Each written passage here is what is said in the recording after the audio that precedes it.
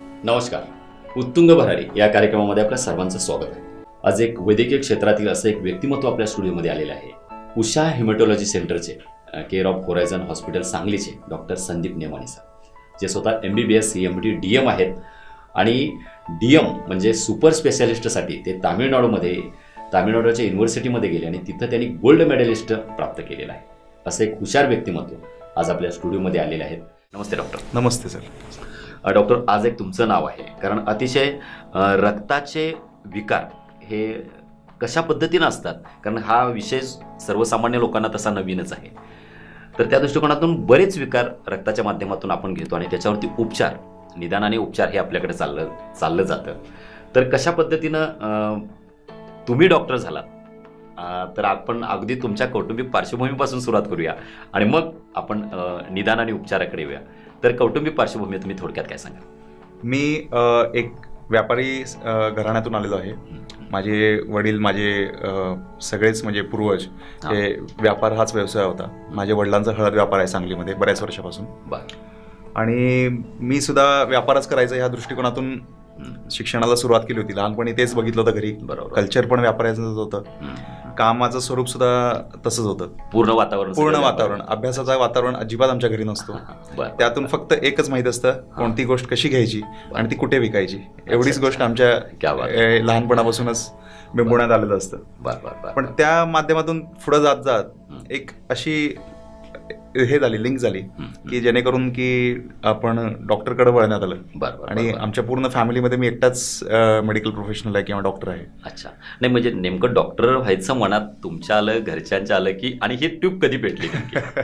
तर हे आता काय सांगायचं मला याच्याबद्दल, पण असं आहे की 10वीपर्यंत ध्यानीमनी सुद्धा नव्हतं कधी मी डॉक्टर होईन असं. ना माझ्या घरच्यांच्या मनात होतं की हा माणूस कधी डॉक्टर होईल किंवा इंजिनियर होईल किंवा उपकरणातलं कोण होईल.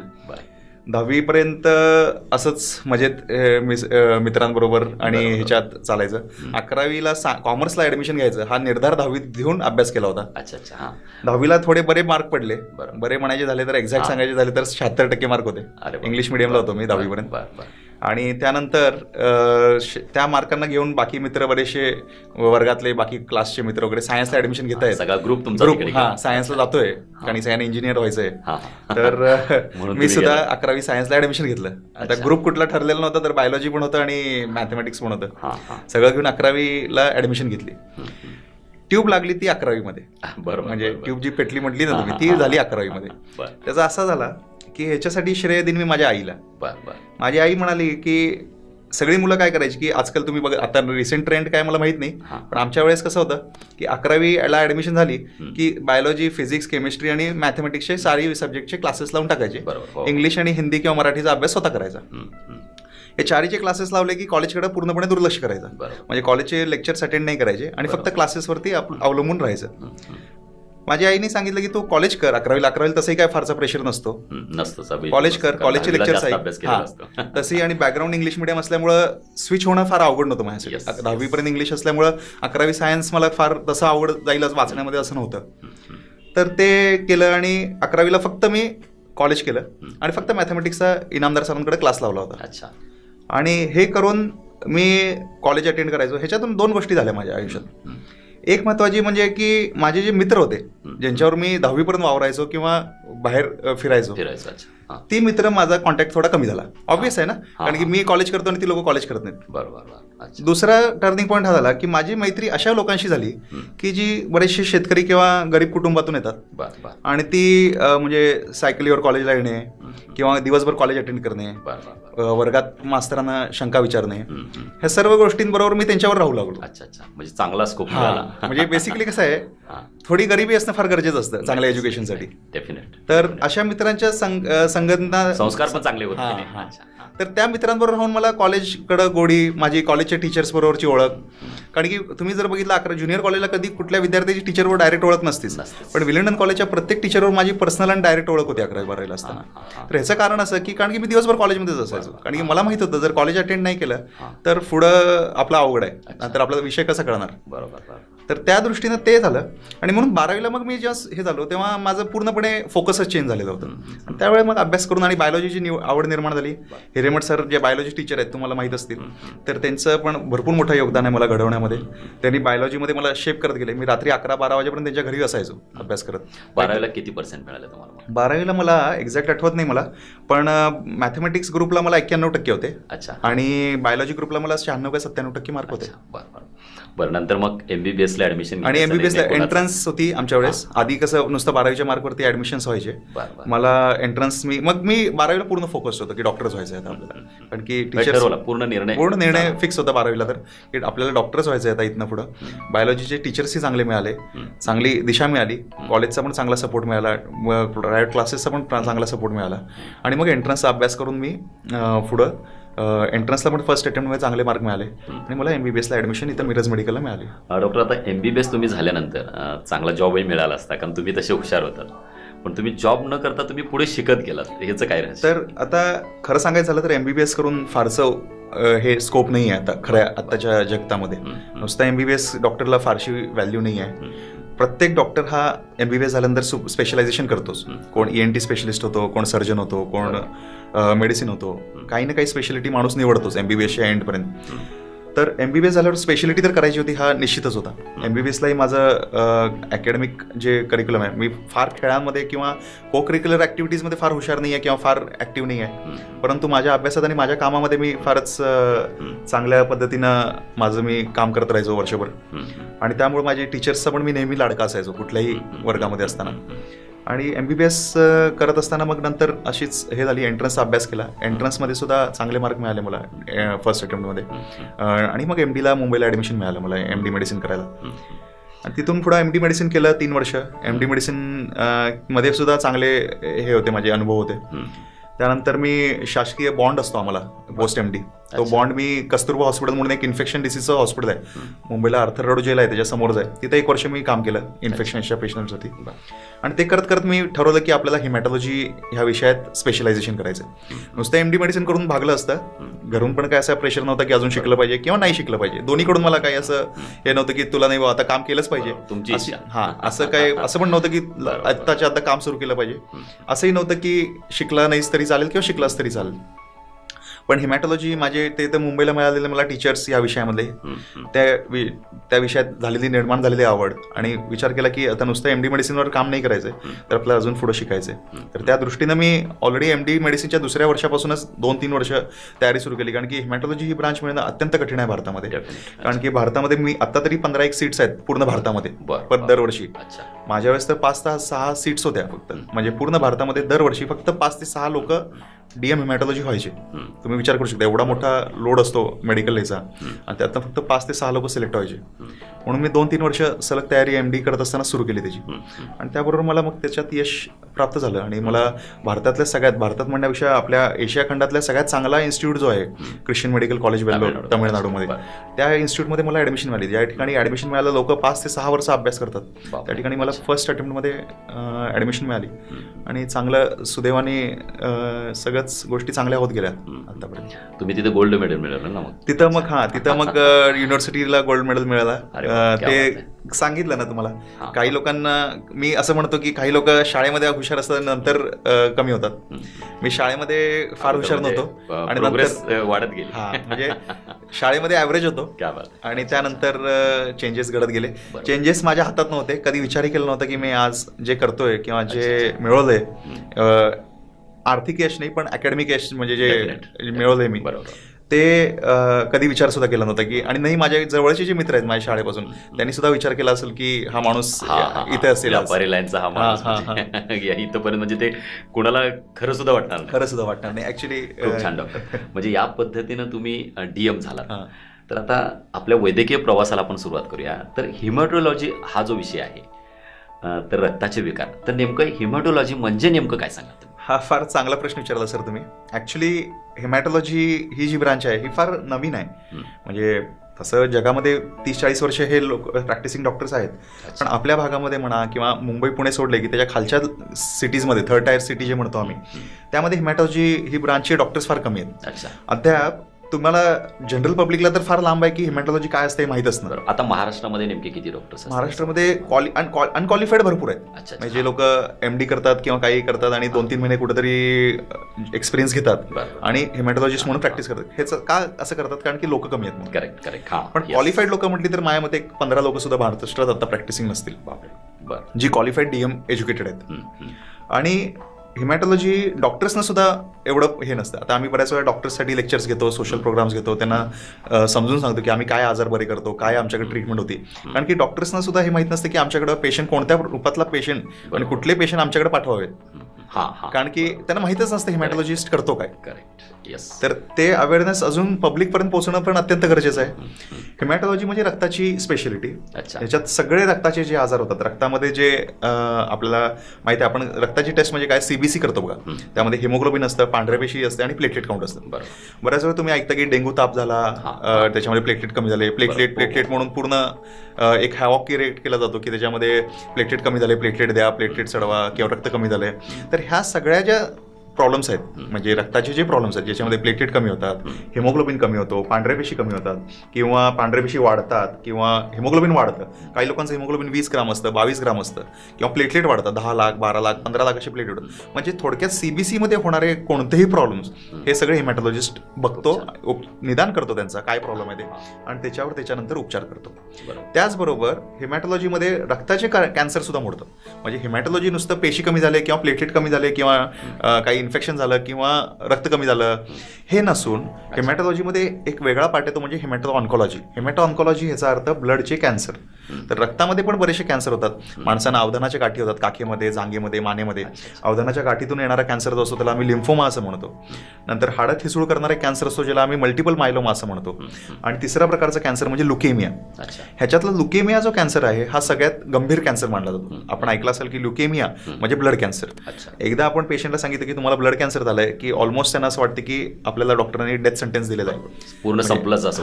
कारण की कॅन्सर झाला तर आधी संपतो. त्याला आपण जर म्हटलं तुझ्या बाबा ब्लड कॅन्सर झाला तर, पण तसं ऍक्च्युली नाही आहे. मी तर म्हणेन बाकी कॅन्सरपेक्षा ब्लड कॅन्सर बरा होण्यासाठी फार चांगला आहे. पण योग्य निदान, योग्य वेळेत आणि त्या टाइम फ्रेम मध्ये नाही झालं, म्हणजे पेशंटला सांगितलं आज तुला ब्लड कॅन्सर आहे आणि त्यांनी 2 आठवडे समजा टंगळमंगळ केली तर पेशंट जगत नाही. पण पेशंटचं निदान झाल्यापासून जर पेशंटने फास्ट ह्याच्या मागं हे केलं, सहकार्य केलं ट्रीटमेंटसाठी, तर मात्र साधारणपणे 70 ते 80% पेशंट सुद्धा आपण यंग एज मधले जगू शकतो. वयस्कर 50-60 वर्षाच्या वरच्यांना थोडं कठीण होतं, पण लेस देन 50 इयर्स कमी झालेली असती, वयमानानं हृदयाची कंडिशन चांगली नसती, औषधं शोषून घेण्याची शक्ती चांगली नसती. पण जर यंग पेशंट असेल, आमच्याकडं वयवर्ष 1 वर्षापासून ते 40-50 वर्षाचे सगळे प्रकारचे ब्लड कॅन्सर आम्ही ट्रीट करतो. लहान मुलं असतात, बरीचशी लहान मुलं, म्हणजे आम्ही जवळजवळ सिद्धिविनायक कॅन्सर हॉस्पिटलला मी कार्यरत आहे मिरजमध्ये. तिथं 100 पेक्षाहून जास्त ब्लड कॅन्सरचे पेशंट गेल्या मी 1.5 वर्ष झाले मला सांगलीला येऊन. त्या काळामध्ये आम्ही ट्रीट केलेले आहेत, बरे केलेले आहेत. बरीचशी लहान मुलं आमच्याकडं बरी झालेली आहेत कॅन्सरची, कॅन्सर मुक्त आहेत सध्या. तर हा कॅन्सर फक्त मोठ्यांचाच आजार नसतो, तर लहान मुलांना सुद्धा होतो. आपण ऐकतो की तोंडाचा कॅन्सर झाला, कोणाला सिगरेट पिल्यामुळं फुफ्फुसांचा कॅन्सर झाला. पण ब्लड कॅन्सर होण्यामध्ये कोणाचाच दोष नसतो ऍक्च्युली. म्हणजे तो पेशंटचाही दोष नसतो, नातेवाईकांचा. आता 3 वर्षाचा मुलगा असेल त्याचा काय दोष आहे कॅन्सर होण्यामागे? नक्कीच. तर पण तरी कॅन्सर होतो. आपण त्याच्यावर उपचार पद्धती आहेत, थोडं खर्चिक आहेत आमचे ट्रीटमेंट, पण आम्ही प्रयत्न करतो की जेवढं मदत बाहेरून जुळवून देता येईल पेशंट्सना, जेवढं सोशल सपोर्ट करता येईल तेवढं करतो. आणि एवढा आमचा निर्धार असतो कॅन्सर हॉस्पिटलमध्ये, सिद्धिविनायक कॅन्सर हॉस्पिटलमध्ये, की कोणताही पेशंट जो 20 वर्षाच्या खालचा आहे, कोणताही पेशंट जो कॅन्सरग्रस्त आहे, ब्लड कॅन्सरग्रस्त आहे आणि 20 वर्षाच्या खालचा आहे, आर्थिक स्टॅबिलिटी किंवा आर्थिक स्रोत नसेल तरी आम्ही पूर्ण प्रयत्न करतो की तो ट्रीटमेंट न घेता हॉस्पिटलच्या बाहेर जाऊ नये. म्हणजे हा आमचा दृष्टिकोन, कुठल्याही पद्धतीला ट्रीटमेंट. तोच माणूस 50च्या वरचा असेल तर आम्ही म्हणतो की ठीक आहे, नसेल तर राहू दे म्हणतो आम्हाला. पण 20 वर्षाच्या खाली जगू शकतो, अजून आयुष्य आहे, जो बरा होऊ शकतो.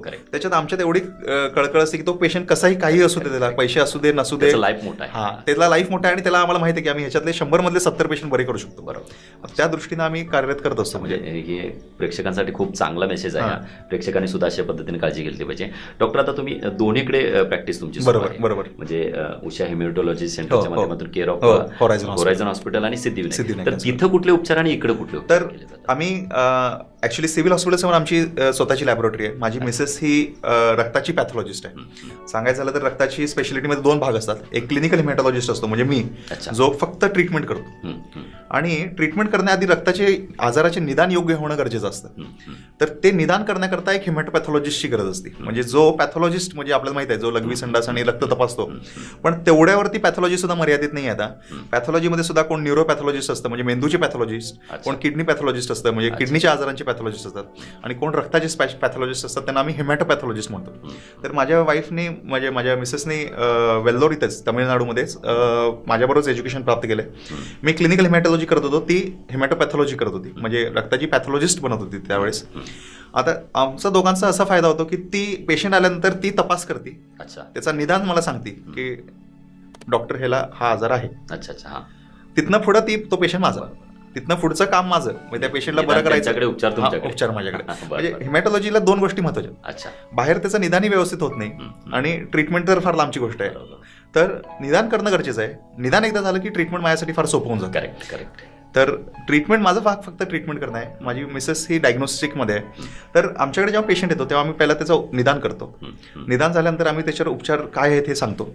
कॅन्सर आहे, कॅन्सर नाही आहे, रक्ताची कमतरता कशामुळे, लोहाची कमतरता आहे, विटामिनची कमतरता आहे, किंवा काही दुसरा आजार आहे, ते सगळं पेशंटला व्यवस्थित समजून सांगतो. ते समजून सांगितल्यानंतर त्याच्यावरती उपचार पद्धती काय ते सांगतो. पेशंट जर कॅन्सर ह्या आजाराचा नसेल किंवा रक्ताचा कॅन्सर किंवा लुकेमिया नसेल तर आम्ही त्या पेशंटला तिथंच गोळ्या औषध, बरेचसे पेशंट आमचे फक्त आम्ही 2-3 हिमोग्लोबिनचे पेशंट सुद्धा न ऍडमिट करता पेशंटला फक्त गोळ्या औषध आणि इंजेक्शनवरती बरे केलेले आहेत. म्हणजे आपण बघितलं की बऱ्याच ठिकाणी त्यांना ऍडमिट करावं लागतं, ब्लड चढावं लागतं. आम्ही रक्त न चढवता पेशंट जर का स्टेबल असेल तर आम्ही नुसतं औषध गोळ्यांवरती सुद्धा पेशंटला काउन्सिलिंग व्यवस्थित करून बरं केलेलं आहे. म्हणजे प्रत्येक वेळा ऍडमिशन किंवा प्रत्येक वेळा त्याला रक्त चढवायची गरज नसते. आणि दुसरं, जर समजा पेशंटला कॅन्सर असेल, लुकेमिया असेल, तर आम्ही त्या पेशंटला काउन्सिल करून आम्ही सिद्धिविनायक कॅन्सर हॉस्पिटल इथं ऍडमिट करतो. त्याचं कारण असं की सिद्धिविनायक कॅन्सर हॉस्पिटलमध्ये यंत्रणा सगळ्यात चांगली आहे ब्लड कॅन्सर ट्रीट करण्याकरता. त्याबरोबर नर्सिंग स्टाफ जो आहे तिथला तो उत्कृष्ट आहे. त्यामुळं आमचं काम बरंचसं सोपं होतं. म्हणजे तिथं सगळी यंत्रणा व्यवस्थित असल्यामुळं पेशंट एकदा तिथं ऍडमिट केला की आम्हाला निश्चित माहित असतं की जे आम्ही सांगितलंय, माझं काम आहे ऑर्डर्स सांगणे. पण जर समजा मी कागदावरती एखादी गोष्ट लिहिली की हे अमुक इंजेक्शन द्यायचंय पेशंटला, आणि ते जसं द्यायचंय आणि ज्या पद्धतीने जेवढे म्हणजे स्टराईल प्रिकॉशन जे म्हणतो, म्हणजे इन्फेक्शन होऊ न देऊन ते इंजेक्शन पेशंटपर्यंत पोहोचवायचंय, हे काम नर्सिंग स्टाफचं असतं. लक्षात घ्या, मी सांगणार की असं करा, पण ते तसं होते का नाही हे नर्सिंगची जबाबदारी असते. तर ती जबाबदारी चांगल्या पद्धतीने पार पाडली जाते, म्हणून पेशंटचा आउटकमही चांगला येतो. त्यामुळे 100% येस, खूप छान डॉक्टर. आता आणखी एक म्हणजे लोकांमध्ये एक संभ्रमावस्था अशी आहे की असं म्हणतात की एखाद्याचं HB कमी असेल, हिमोग्लोबिन, तर ते वाढवावं अशा पद्धतीने एक साधा सोपा पर्याय असतो. बरोबर. पण काही जणांचं हिमोग्लोबिन वाढतं, तर हे कशामुळे वाढतं, आणि काही जणांच्या पेशी सुद्धा वाढलेल्या असतात, तर हे ह्याच्याबद्दल काय सांगा. तर हिमोग्लोबिन कमी होतो, पहिला हिमोग्लोबिन कमी होतो बद्दल थोडं सांगतो. हिमोग्लोबिन कमी असणं हे भारतामध्ये एक मोठी समस्या आहे. अच्छा. हे म्हणजे तुम्ही जर का थोडे WHOच्या वेबसाईटवर गेला किंवा आपले भारताचे हेल्थ इन्फॉर्मेशन किंवा फॅमिली हेल्थवरती जे हे असतात लिटरेचर्स असतात त्याच्यावर गेला तर भारतामध्ये महिलांमध्ये साधारण ते सुशिक्षित असू दे, अशिक्षित असू दे, काहीही असू दे, कुठल्याही स्टाटामध्ये असू दे, त्यांच्यामध्ये साधारणपणे 60 ते 70% महिलांमध्ये हिमोग्लोबिनची कमतरता असते. स्वतःकडे दुर्लक्षपणा. तर हिमोग्लोबिन, आणि तेच जर तुम्ही वेस्टर्न पॉप्युलेशन घेतलं, म्हणजे समजा अमेरिकेतले किंवा युरोपमधले पेशंट घेतले, त्याच्यामध्ये म्हणजे लोक जनरल पॉप्युलेशन, त्याच्यामध्ये 20% महिलांना सुद्धा हिमोग्लोबिनची कमतरता नसते. म्हणजे अमेरिकेतले लोक आपल्यापेक्षा काय फार वेगळे आहेत असं नाही, आपण पण माणसं आहेत, ती पण माणसं आहेत, पण हिमोग्लोबिन आपल्या महिलांमध्ये 60% ते 70% महिलांचं हिमोग्लोबिन हे 12पेक्षा कमी असते, आणि तेच अमेरिकेत फक्त 20% महिलांचं कमी असते. याचं कारण असं बरेचसे सोशल कारण आहे त्याच्यामागं. म्हणजे जसं फार वेळा प्रेग्नन्सी घेणे, प्रत्येक प्रेग्नन्सी ही बाळाला डेव्हलप करून पोटामध्ये मोठं करून वाढ करण्यामध्ये बरंचसं आयर्न आणि बरंचसं कच्चा सामान लागत असेल. जर एक प्रेग्नन्सी झाली आणि उचित गॅप दिलं नाही दुसऱ्या प्रेग्नन्सी, 2 वर्षामध्ये दुसरी प्रेग्नन्सी घेतली आणि त्याच्या 2 वर्षानंतर तिसरी घेतली, तर त्या स्त्रीची ऑटोमॅटिकली हिमोग्लोबिन आणि शरीरातला कच्चा माल जो आहे त्याचा सगळं आयर्न, B12, फोलिक ऍसिड सगळं कमी होत जातं. त्यामुळं एकतर रिकरंट प्रेग्नन्सी आपल्या भारतामध्ये जी आहे आणि कमी गॅपमध्ये भरपूर प्रेग्नन्सी. दुसरं कमी होण्याची, आता वाढण्याची कारण. तर तेच ना, कमी होण्याचे 1-2-4 अजून सांगतो तुम्हाला मी. त्यानंतर समजा अन्न आपल्याला स्त्रियांना सवय असते की सगळे घरातले जेवण झाले की आपण जेवायचं, मग जे उरले ते खायचं. कधी भाजी उरत नाही तर मीठ मिरची बरोबर चपाती खायची. तर त्यांना जो किंवा ऍडिक्वेट न्यूट्रिशन जात नाही. मुलांना आणि पुरुषांना सगळं द्यायचं आणि नंतर काही राहिलं नाही तर काहीतरी थोडा भात शिल्लक असेल तर तेवढाच खायचा, त्यावर वरण नसलं तर चालेल, असं काहीतरी करून अन्नाचं लाईफस्टाईल चुकलं. करेक्ट. आणि योग्य स्वतःची काळजी न घेणे किंवा स्वतःचं हिमोग्लोबिन जर का कमी असेल तपासून घेणे किंवा हे करणं हे नाही आहे एवढं. म्हणून सोसायटीमध्ये हिमोग्लोबिनची कमतरता फार मोठ्या प्रमाणात आहे. ह्याला का फोकस करतो कारण हे लोकांना माहित पाहिजे आणि महिलांसाठी अतिशय महत्त्वाचं आहे आणि बरोबर उद्बोधक आहे. पाळीचे प्रॉब्लेम्स, स्त्रियांना पाळीचे प्रॉब्लेम्स असतात, पाळीला भरपूर ब्लिडिंग होत असतं दर मासिक महिन्यामध्ये, पण ते दुर्लक्ष करत राहतात आणि जशी पाळी जर जादा होत असेल तर मग हिमोग्लोबिन ऑटोमॅटिकली त्या स्त्रियांचं कमीच राहणार आहे. तर ह्या सर्व गोष्टींकडे लक्ष ठेवणं अत्यंत गरजेचं आहे आणि त्याच्यामुळे हिमोग्लोबिन कमी होतं. हिमोग्लोबिन कमी झाला की मुलींचं अभ्यासात लक्ष लागत नाही, चिडचिडपणा स्त्रियांना येतो, घरामध्ये लक्ष लागत नाही, जरा काम केलं की दमायला होतं, 2 मजले पायऱ्या चढल्या की धाप लागते. सगळी जे मॅनिफेस्टेशन आहेत किंवा हे सगळे जे प्रॉब्लेम्स आहेत हे सगळे हिमोग्लोबिन कमी असल्यामुळे होतं. तर हिमोग्लोबिन कमी असणं ही मोठी समस्या आहे. हिमोग्लोबिन वाढणं किंवा पेशी वाढणं ही फार मोठी समस्या नाही आहे सामाजिक दृष्ट्या, ती आमची समस्या आहे. म्हणजे आमच्याकडे ते तसे पेशंट येतात, परंतु समाजात जर का मोजलं तर एक साधारण 3-4 लाखामध्ये एखाद्याला हिमोग्लोबिन वाढतो किंवा एखाद्याची पांढऱ्या पेशी वाढतात. हिमोग्लोबिन सगळ्यात प्रमुख कारण जे आहे हिमोग्लोबिन वाढण्याचं ते म्हणजे स्मोकिंग. सिगारेट जो माणूस जास्त ओढत असेल त्या माणसाचं हिमोग्लोबिन हे नॉर्मल हिमोग्लोबिनपेक्षा नक्कीच जास्त असतं. म्हणजे इथनं पुढे जे सिगारेट ओढतात त्यांनी जाऊन स्वतः सीबीसी बघावं आणि त्यांना कळेल की त्यांचं हिमोग्लोबिन किमान 18, 19, 20 असं असेल. जे लोक 10 सिगारेट 8 सिगारेट दिवसांना ओढतात त्या लोकांना हिमोग्लोबिन जास्त. हा सगळ्यात कॉमन प्रॉब्लेम आहे हिमोग्लोबिन वाढण्याचा. हा प्रॉब्लेम वगळला तर एक रक्ताचा कर्करोग असतो ज्याच्यामध्ये सुद्धा हिमोग्लोबिन वाढतं. तर ते डिटेल सांगण्यासारखं नाही आहे, पण बेसिकली त्याच्यावरसाठी पुढे तपासण्या वगैरे कराव्या लागतात आणि त्याचं निदान करून त्याचं हिमोग्लोबिन कंट्रोलमध्ये आणावं लागतं. खूप छान डॉक्टर, म्हणजे हा प्रश्न अगदी अतिशय आणि पांढऱ्या पेशी सुद्धा काही कॅन्सर्समध्ये वाढू शकतात, इन्फेक्शनमध्ये वाढू शकतात. पण पांढऱ्या पेशी जर समजा 50,000च्या वरती जात असतील, म्हणजे पांढऱ्या पेशीची नॉर्मल रेंज जी आहे ती 4,000 ते 11,000 असते. 15,000, 20,000 पर्यंत इन्फेक्शनमध्ये वाढू शकतो. पण पांढऱ्या पेशी समजा 50,000च्या पुढे जात असतील तर त्या इन्फेक्शनमुळे नसून त्या काहीतरी रक्ताचा आजार असल्याचं निश्चित आहे. ते डॉक्टर आपल्याकडे रक्तावरील सर्व विकार हे उपचार निदान आणि उपचार केले जातात. पण एखाद्या पेशंटनं ती कसं ओळखावं किंवा ह्याची लक्षणं काय आहेत नेमकी की बाबा मला तुमच्याकडे जायचं आहे. तर रुटीनली कधी कधी लोक एकतर एज्युकेटेड लोक असतात ते हेल्थ चेकअप करतात बघा आजकाल, वर्षाला वगैरे ब्लड टेस्ट करून देतात किंवा इन्शुरन्सला करून देतात. तर त्यामध्ये हिमोग्लोबिनची कमतरता किंवा पेशींची कमतरता वगैरे काय असेल तर ते आम्हाला दाखवू शकतात. बरोबर. जे रिकरंट थकतात, दमतात, त्यांना सांगितलं ना तुम्हाला जसं जिना चढल्यावर धाप लागते किंवा काही काम थोडं तासभर काम केलं की झोप यायला लागते आणि अशा प्रकारचे प्रॉब्लेम असेल तर एखाद्या वेळेस त्यांचा हिमोग्लोबिन कमी असू शकतो. त्याबरोबर जर समजा एखाद्या जनरल प्रॅक्टिशनरने किंवा फॅमिली डॉक्टरने जर का बघितलं आणि त्याला वाटलं की कुठेतरी अवधानाच्या गाठी आल्या आहेत, पांतरी आणि लिव्हरला सूज आली आहे पोटामध्ये, त्याबरोबर हिमोग्लोबिन पेशी कमी होत आहेत, असं काय त्या डॉक्टरला जाणवलं तर तो डॉक्टर आमच्याकडे पेशंट पाठवू शकतो. म्हणजे पेशंटला थोडं हिमोग्लोबिनची कमतरतेबद्दल कळू शकतं किंवा रक्तस्राव होत असेल, म्हणजे अंगावरती रक्ताचे स्पॉट येत असतील, दात घासताना दातातून रक्त येत असेल तर प्लेटेट कमी झाले असावेत असं, किंवा वारंवार इन्फेक्शन होत असतील. तुमच्याकडे येण्याच्या अगोदर डॉक्टरांकडूनच ते आला पाहिजे. युजली आमच्याकडे तसं होतं कारण की अजून हिमॅटॉलॉजिस्टला डायरेक्ट भेटण्याची लोकांची मानसिकता आणि लोकांना कळत सुद्धा नाही, जागृती झाली पाहिजे. पण युजली आमच्याकडे डॉक्टर्सनीच पाठवलेले पेशंट येतात. पण लोकांमध्ये सुद्धा जेव्हा सीबीसी करतात तेव्हा जर पेशंटमध्ये काही प्रॉब्लेम दिसला तेव्हा हिमोग्लोबिन कमी आहे असं दिसलं त्यांना तर ते आमच्याकडे येऊ शकतात. आम्ही त्यांचा हिमोग्लोबिनचा चांगला उपचार करून देऊ शकतो, निदान आणि उपचार दोन्ही करू शकतो.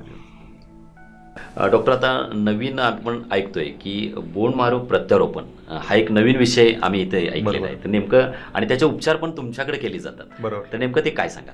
तर बोन मॅरो प्रत्यारोपण म्हणजे बोन मॅरो ट्रान्सप्लांटेशन हे आम्ही सिद्धिविनायक कॅन्सर हॉस्पिटल इथं करतो. ह्याच्यामध्ये पेशंटची बोन मॅरो जी डॅमेज असते, ब्लड कॅन्सर असतो त्याला किंवा काही आजार थॅलेसिमिया सारखे आजार असतात, त्याचं आम्ही बोन मॅरो चेंज करून नव्यानं बोन मॅरो तयार करतो पेशंटची. म्हणजे बोन मॅरो मधून जी पेशी, बोन मॅरो म्हणजे काय की बोन मॅरो हाडातली पोकळ जागा असते त्या ठिकाणी पेशी तयार होतात. तर काही कॅन्सर्स किंवा काही रक्ताचे आजार असे असतात की ज्यांना औषधांनी बरं नाही करतात तर त्यांच्या भाऊ बहिणींचं मॅचिंग जर का केलं त्यांच्याबरोबर आणि त्यांचं बोन मॅरो घेऊन त्यांची रोपण करून पेशंटची नवीन बोन मॅरो तयार करायला लागतं. म्हणजे डॅमेज झालेली बोन मॅरो नष्ट करायची पूर्णपणे, कॅन्सरग्रस्त बोन मॅरो पूर्णपणे नष्ट करायची आणि ती नष्ट करून त्यांच्या भावाची आणि बहिणीची जी नॉर्मल बोन मॅरो आहे ती घेऊन त्यांच्यामध्ये चांगला आहे, जटिल आहे, फार मोठा प्रॉब्लेम. आतापर्यंत आपण किती प्रत्यारोपण केले? तर आतापर्यंत आम्ही 11 प्रत्यारोपण सांगली मिरजेत केले. तसं आम्ही शिकताना भरपूर म्हणजे जवळजवळ मी 500च्या पेक्षा जास्त बोन मॅरो ट्रान्सप्लांटेशनचा भाग होतो, मोठा आहे. पण इथे सांगलीत आल्यापासून आम्ही साधारणपणे 11 बोन मॅरो ट्रान्सप्लांटेशन आतापर्यंत यशस्वीरित्या पार पाडलेले आहेत सिद्धिविनायक कॅन्सर हॉस्पिटलमध्ये. आणि बोन मॅरो ट्रान्सप्लांटेशन ही एक मोठी टेक्निक ही आपल्या भागामध्ये नव्याने येत आहे आता. डॉक्टर, आणखी एक स्टेम सेल्स थेरपी म्हणून जो एक प्रकार आहे तर या माध्यमातून आपण किती म्हणजे आजार बरे करू शकतो? तर बोन मॅरो ट्रान्सप्लांटेशन हा स्टेमसेल थेरपीचाच एक भाग आहे.